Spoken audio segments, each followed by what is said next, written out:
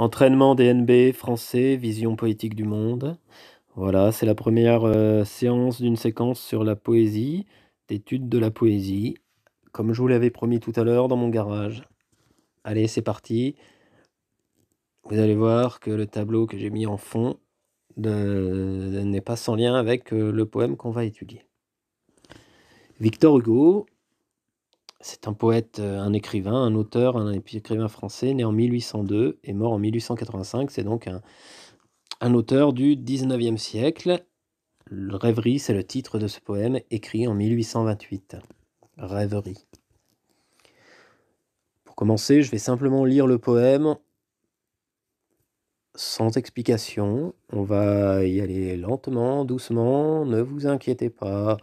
C'est normal, on ne comprend pas tout de suite. Progressivement, on va entrer dans le poème en se posant des questions et vous allez voir, ça va bien se passer. À la fin de ce travail, normalement, vous aurez tous compris de quoi parle Victor Hugo et surtout vous serez tous fait une idée de ce poème. La poésie, ça ne se livre pas tout de suite de façon évidente. Il faut prendre le temps de méditer ce qui est écrit par le poète et le temps d'y réfléchir. Oh, laissez-moi, c'est l'heure où l'horizon qui fume cache un front inégal sous un cercle de brume, l'heure où l'astre géant rougit et disparaît. Le grand bois jaunissant dore seul la colline. On dirait qu'en ces jours où l'automne décline, le soleil et la pluie ont rouillé la forêt.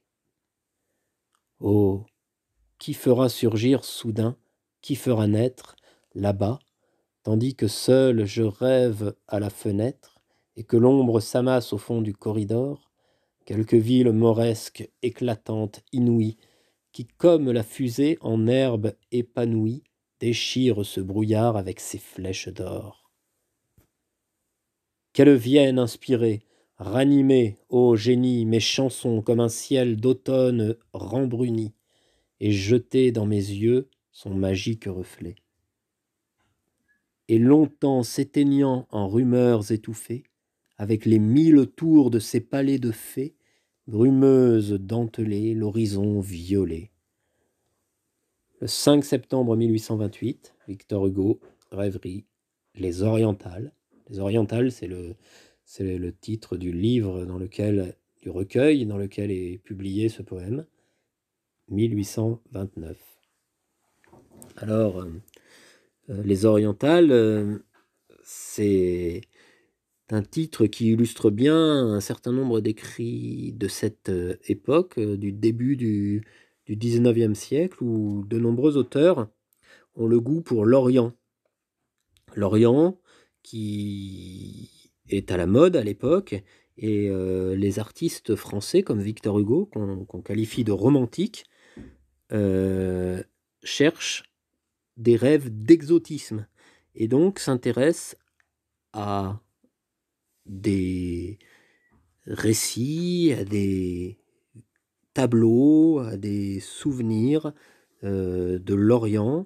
Alors l'Orient, ça va de l'Asie jusqu'à l'Espagne, puisque vous savez qu'en Espagne, au Moyen-Âge, les Maures, c'est-à-dire les musulmans venus d'Afrique du Nord, ont conquis l'Espagne, et il y a en Espagne des villes qui ont des vestiges, qu'on peut voir encore aujourd'hui d'ailleurs, comme à Séville, qui ont des vestiges de construction musulmane. Et ces constructions, Victor Hugo en rêve comme d'autres poètes romantiques de cette époque. Allez, alors je sais que vous n'avez sans doute pas tout compris de ce poème à la première lecture, c'est normal. Vous avez remarqué que le poème est en rime, qu'il est composé de 3 strophes, chaque strophe étant composée de 6 vers à chaque fois. Alors regardez, je vous remets tout ça. 6 vers dans la première strophe, avec à la fin des 2 premiers vers fume et brume, des rimes en hume. Ensuite, disparaît, colline, décline, forêt. Hein, dans les 4 derniers vers de cette strophe, on a ce qu'on appelle des rimes embrasser. Première rime ré, deuxième rime in, troisième rime in et quatrième rime ré. Et le poète utilise ce même principe dans la deuxième strophe, qui est également composée de 6 vers.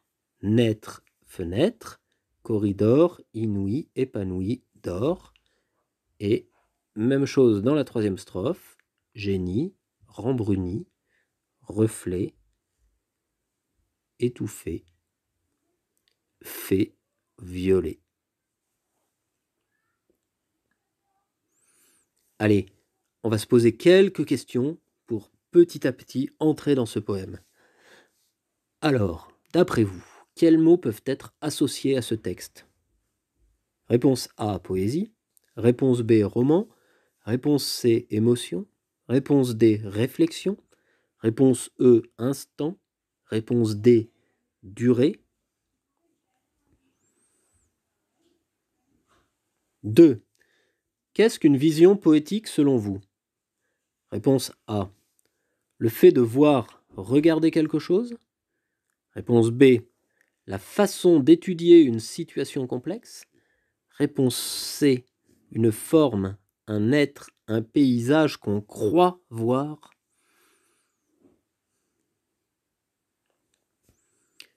« 3. Comment est le monde créé par des visions poétiques? Réponse A. Réel. Réponse B. Irréel. Réponse C. Possible. Réponse D. Impossible. Réponse E. Ordinaire. Réponse F. Extraordinaire. Réponse G.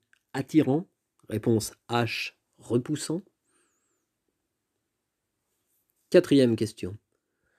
La poésie est un genre littéraire? Réponse vrai. Réponse A. Vrai. Réponse B. Faux. Question 5. Une poésie implique un travail d'écriture sur A. La musicalité des mots. La musicalité, c'est le son, la musique que produit le mot lorsqu'on le lit, à haute voix. B. Les significations des mots. C. Les images fabriquées avec des mots. D. Les personnages d'un récit. 6. Pourquoi peut-on avoir envie d'exprimer sa vision poétique du monde? Parce qu'on s'ennuie. Réponse A. Réponse B. Parce qu'on a besoin de courage. Réponse C. Pour exprimer des sentiments, l'amour, la tristesse. Réponse D. Pour créer des images surprenantes. Réponse E. Pour dépasser la réalité.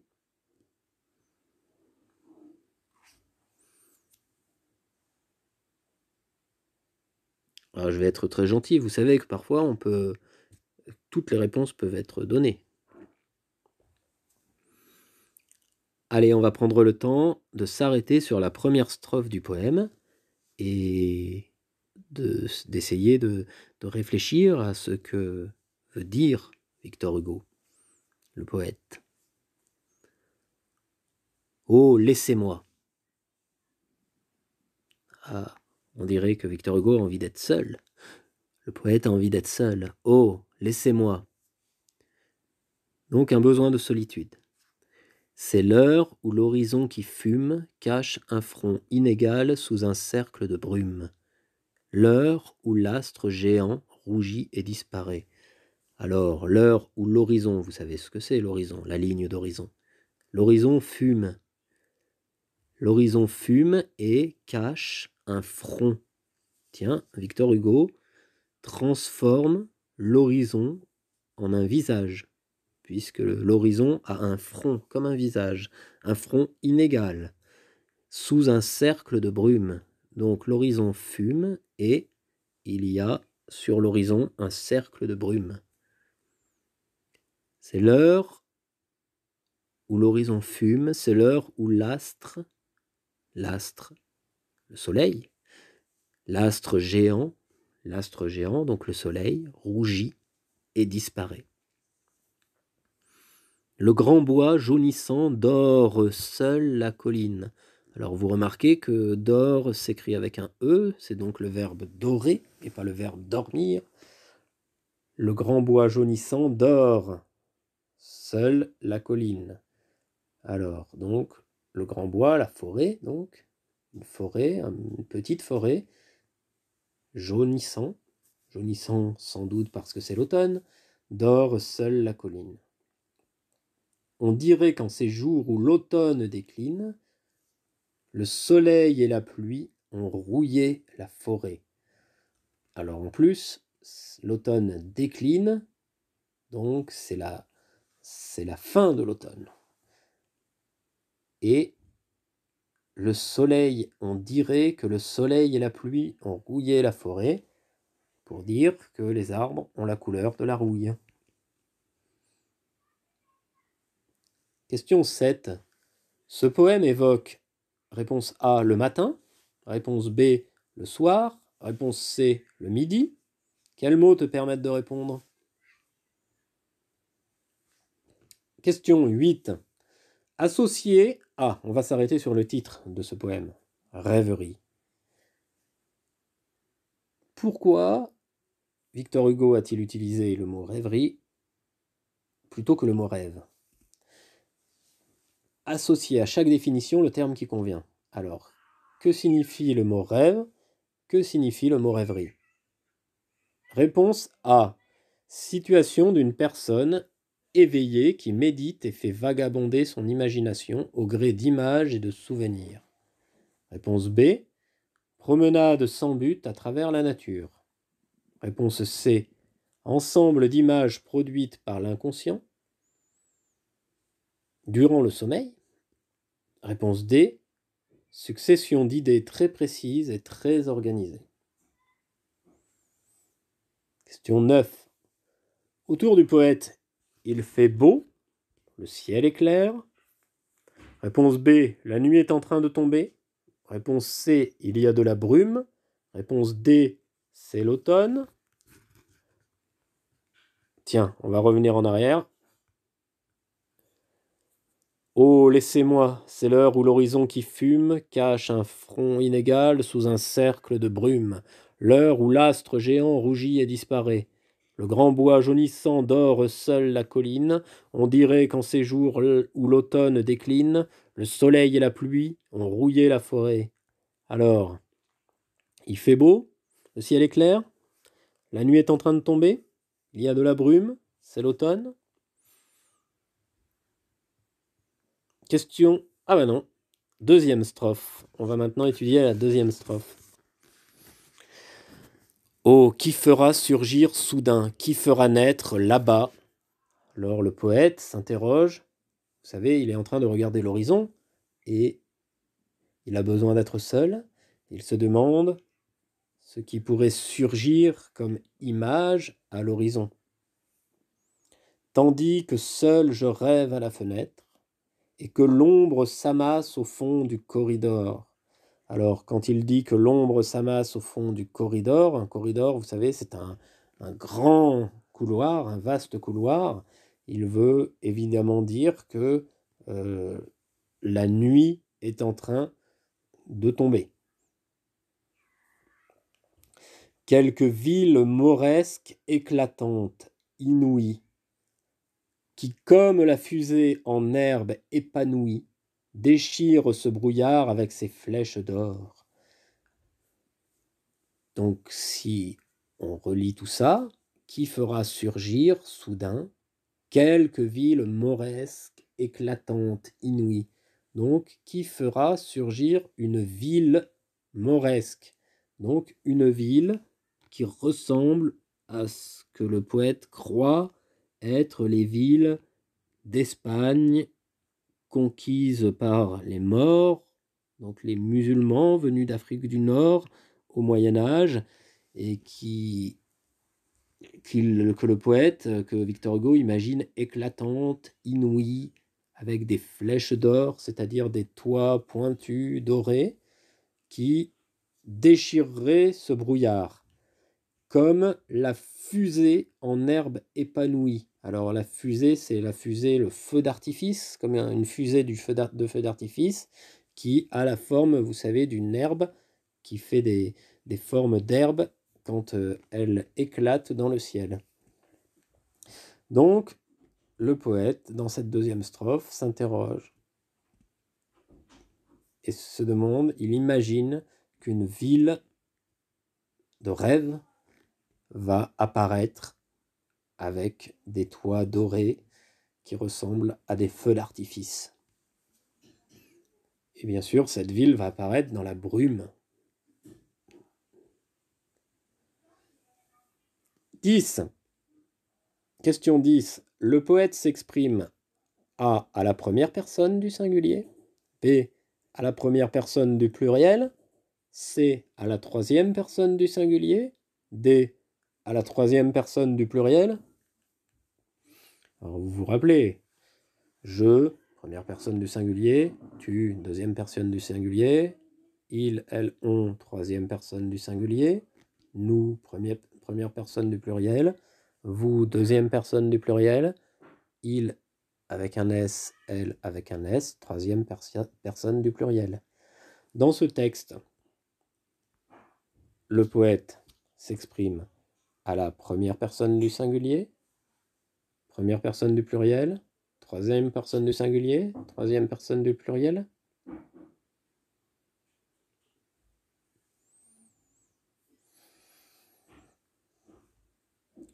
Question 11.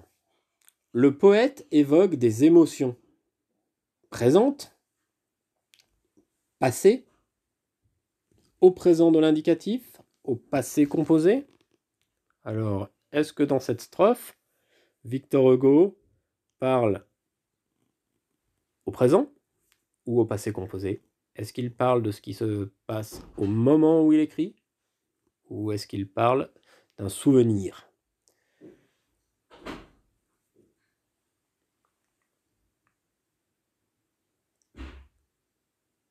Question 12.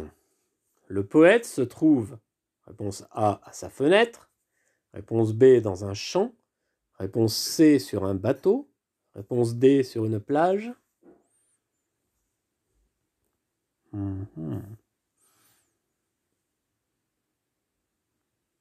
13. Le poète rêve, réponse A, le poète rêve d'un bateau, le poète rêve d'un château fort, le poète rêve d'une femme, le poète rêve d'une ville orientale.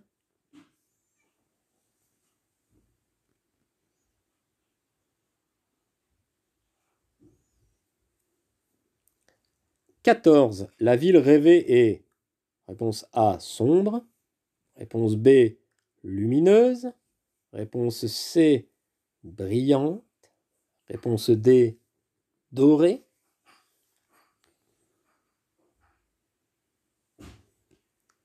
Troisième strophe du poème.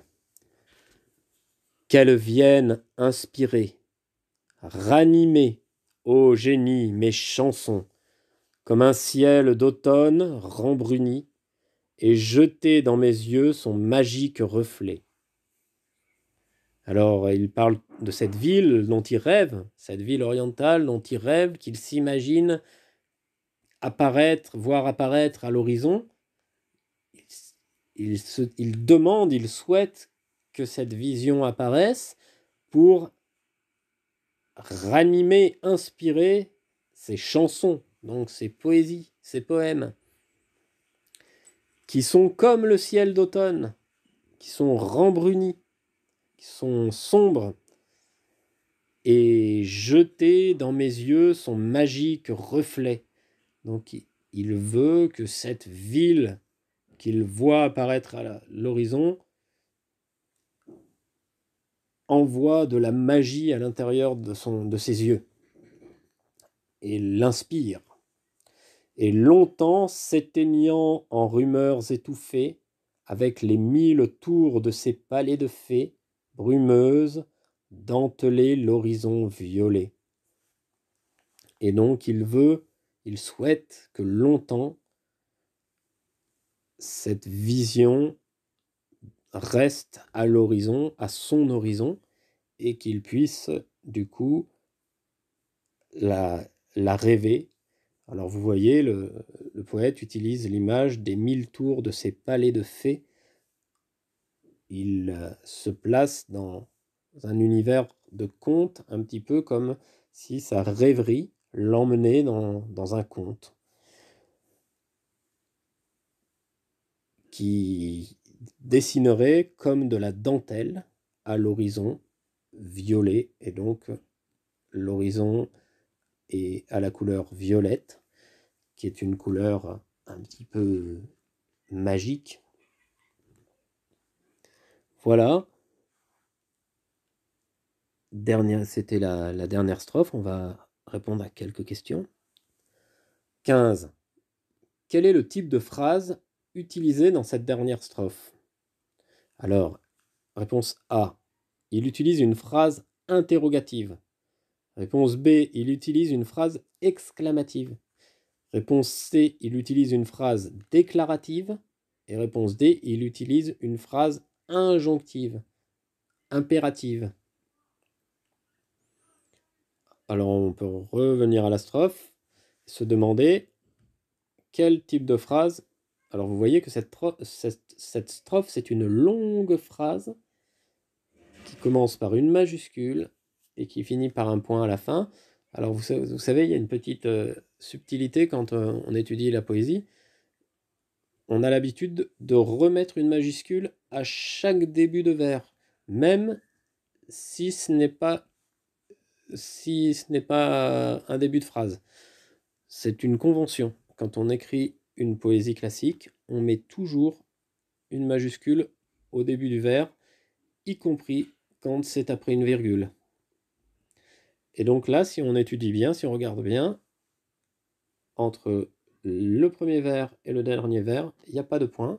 Donc c'est une seule et même phrase, cette strophe, et qui se termine donc par un point d'exclamation. Ça vous donne un indice pour répondre à la question 15. Phrase interrogative, phrase exclamative, phrase déclarative ou phrase injonctive. Et donc, réponse E, pourquoi d'après vous, le poète utilise ce type de phrase? 16. Qu'elles viennent. Le poète utilise le mode subjonctif, d'après vous, pour exprimer un souhait, exprimer un souvenir ou exprimer un projet? Réponse A, exprimer un souhait. Réponse B, exprimer un souvenir. Réponse C, exprimer un projet.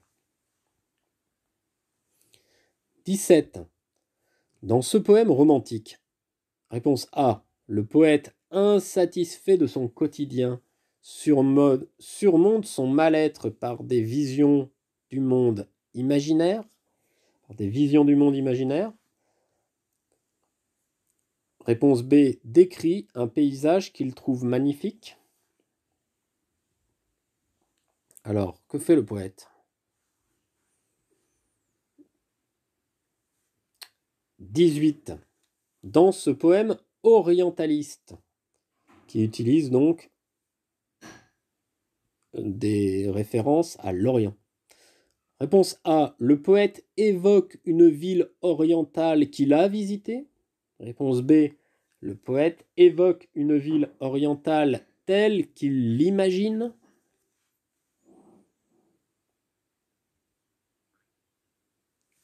Et voilà. Alors, c'était un peu long comme travail.